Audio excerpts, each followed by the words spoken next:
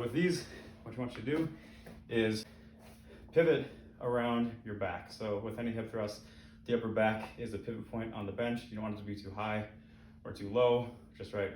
Upper back, right below the shoulder blade is perfect. Now for balance wise, I like to have my arms out like this, or you could have them right here, personal preference, as long as you stay balanced. So single leg hip thrusts are basically the same as double leg hip thrusts, as normal hip thrusts. What you're gonna do though, is take the off leg and hold it up and keep it there. So good hip thrust overall review. My leg is perpendicular to the ground right here. It's not too close and it's not too far. Right perpendicular. Also why it's important to take videos to realize what you're doing with your leg. Sometimes it's hard to tell when you're on the bench. So leg is perpendicular. When I think about the body as two segments. Segment number 1 from here to here. Segment number 2 from here to here.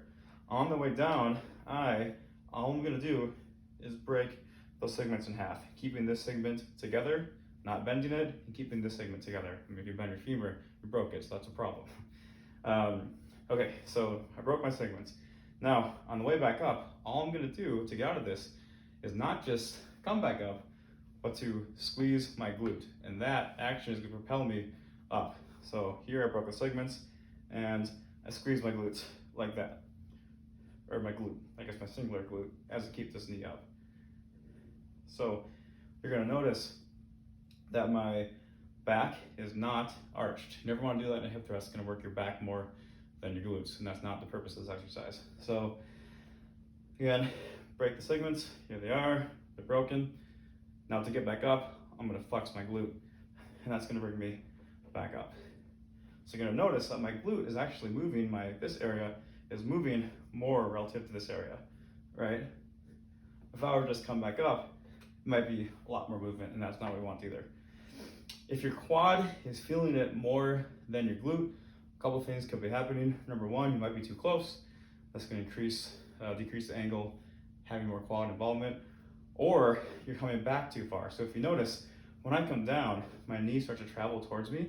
If I go any more past this point, my knee comes really far towards me. Now in order to get back up, the knee has to go forward first, and then the glutes can activate, or can do their job.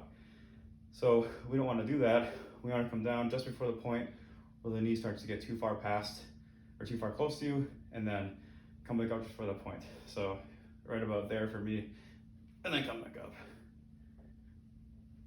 For most people, the body weight would be plenty, but for some people that are really strong but doing these for a while, you can add a dumbbell. So a couple ways to do this. Number 1, you can do on the same leg that's working, and just hold it here like this. Or some people like to add it to their off leg. I don't love this method, but some people like to kind of cross their body, and it's a little easier to hold. Either way, it's gonna be about the same effect. So that's what you could do. Also, you could use an easy bar to lay across your lap and do the same thing.